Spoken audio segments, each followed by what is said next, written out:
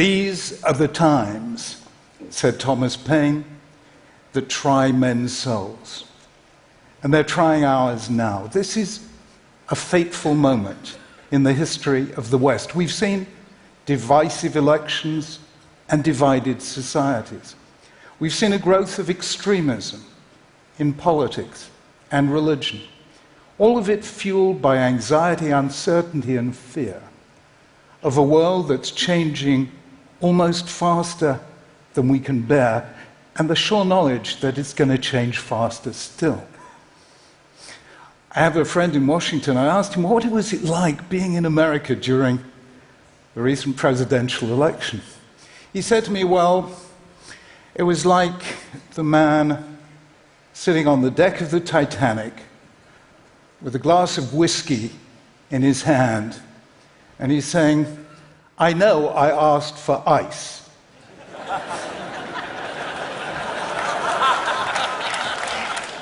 But this is ridiculous.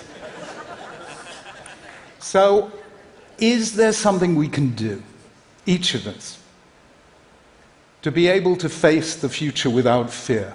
I think there is. And one way into it is to see that perhaps the most simple way into a culture and into an age is to ask, what do people worship? People have worshipped so many different things: the sun, the stars, the storm. Some people worship many gods, some one, some none. In the 19th and 20th centuries, people worshipped the nation, the Aryan race, the communist state. What do we worship? I think future anthropologists will take a look at the books we read on self-help, self-realization, self-esteem. They'll look at the way we talk about morality as being true to oneself, the way we talk about politics as a matter of individual rights. And they'll look at this wonderful new religious ritual we have created. You know the one? Called the selfie. And I think they'll conclude that what we worship in our time is the self, the me, the I. And this is great. It's liberating, it's empowering, it's wonderful. But don't forget that biologically we're social animals. We spent most of our evolutionary history in small groups. We need those face-to-face interactions where we learn the choreography of altruism and where we create those spiritual goods like friendship and trust and loyalty and love that redeem our solitude. When we have too much of the I and too little of the we can find ourselves vulnerable, fearful, and alone. It was no accident that Sherry Turkle of MIT called the book she wrote on the impact of social media Alone Together.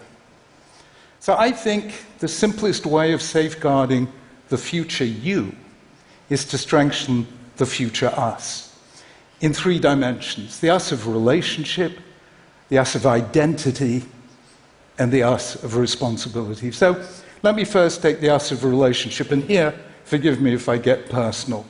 Once upon a time, a very long time ago, I was a 20-year-old undergraduate studying philosophy. I was into Nietzsche and Schopenhauer and Sartre and Camus. I was full of ontological uncertainty and existential angst. It was terrific. I was self-obsessed and thoroughly unpleasant to know, until one day I saw, across the courtyard, a girl who was everything that I wasn't. She radiated sunshine. She emanated joy. I found out her name was Elaine. We met, we talked, we married, and 47 years, 3 children and 8 grandchildren later, I can safely say, was the best decision I ever took in my life, because it's the people not like us that make us grow. And that is why I think we have to do just that.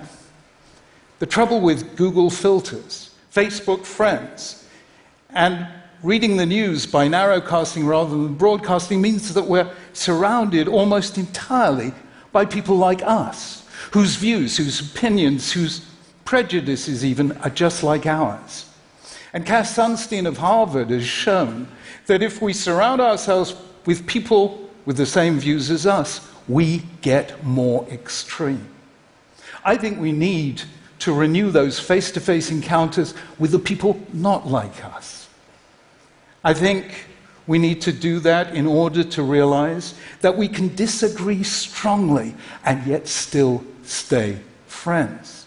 It's in those face-to-face encounters that we discover that the people not like us are just people like us.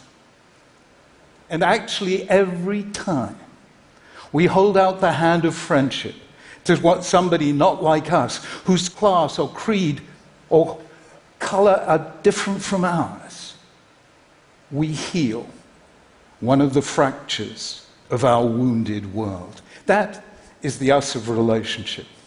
Second is the us of identity. Let me give you a thought experiment. Have you been to Washington? Have you seen the memorials? Absolutely fascinating. There's the Lincoln Memorial. Gettysburg Address on one side, second inaugural on the other. You go to the Jefferson Memorial, screeds of text. Martin Luther King Memorial, more than a dozen quotes from his speeches. I didn't realize in America you read memorials. Now go to the equivalent in London in Parliament Square, and you will see that the monument to David Lloyd George contains 3 words. David Lloyd George. Nelson Mandela gets 2. Churchill gets just 1. Churchill. Why the difference? I'll tell you why the difference. Because America was from the outset a nation of wave after wave of immigrants, so it had to create an identity, which it did by telling a story which you learned at school, you read on memorials, and you heard repeated in presidential inaugural addresses. Britain, until recently, wasn't a nation of immigrants, so it could take identity for granted. The trouble is now that 2 things have happened which shouldn't have happened together. The first thing is, in the West, we've stopped telling the story of who we are and why, even in America. And at the same time, immigration is higher than it's ever been before. So when you tell the story and your identity is strong, you can welcome the stranger. But when you stop telling the story, your identity gets weak and you feel threatened by the stranger. And that's bad. I tell you, Jews have been scattered and dispersed and exiled for 2,000 years. We never lost our identity. Why? Because at least once a year on the festival of Passover, we told our story and we taught it to our children, and we ate the unleavened bread of affliction and tasted the bitter herbs of slavery. So we never lost our identity. I think collectively we've got to get back to telling our story, who we are, where we came from, what ideals by which we live. And if that happens, we will become strong enough to welcome the stranger and say, come and share our lives, share our stories, share our aspirations and dreams. That is the us of identity. And finally, the us of responsibility. Do you know something? My favorite phrase in all of politics, very American phrase, is we the people. Why we the people? Because it says that we all share collective responsibility for our collective future. And that's how things really are and should be. Have you noticed how magical thinking has taken over our politics? So we say, all you've got to do is elect this strong leader, and he or she will solve all our problems for us. Believe me, that is magical thinking. And then we get the extremes, the far right, the far left, the extreme religious and the extreme anti-religious, the far right dreaming of a golden age that never was, the far left dreaming of a utopia that never will be, and the religious and anti-religious equally convinced that all it takes is God or the absence of God to save us from ourselves. That too is magical thinking, because the only people who will save us from ourselves is we, the people, all of us together. And when we do that, and when we move from the politics of me to the politics of all of us together, we rediscover those beautiful, counterintuitive truths that a nation is strong when it cares for the weak, that it becomes rich when it cares for the poor, it becomes invulnerable when it cares about the vulnerable. That is what makes great nations.